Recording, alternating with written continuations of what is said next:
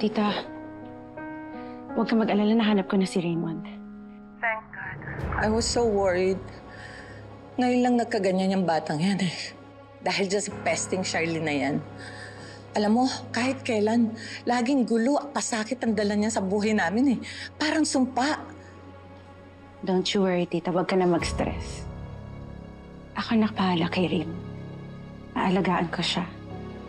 Oh, ano, pauwi na ba kayo? Actually, tita, hindi na kami nakaabot sa bahay. Chinek-in ko na lang siya dito sa hotel. I see. Tiwala naman ako sa'yo.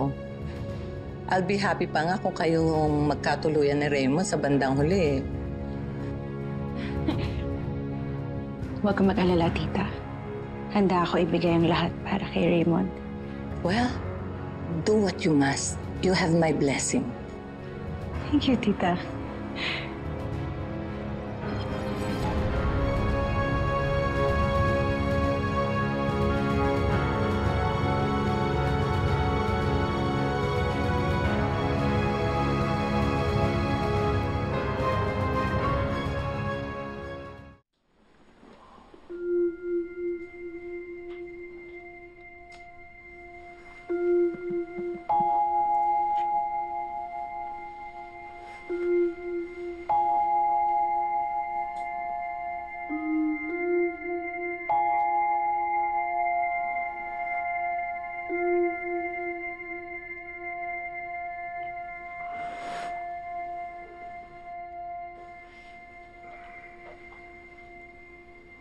Charlene.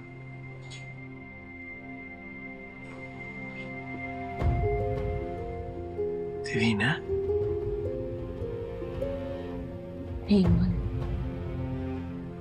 Alam mo naman, mahal kita, di ba? Why? Why, Rami?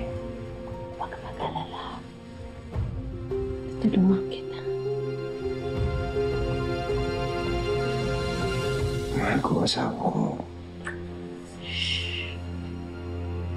Hindi naman na kailangan malaman. No. Raymond, hindi natin kailangan sabihin sa kanya. Total, sinagdan ka din naman niya, di ba?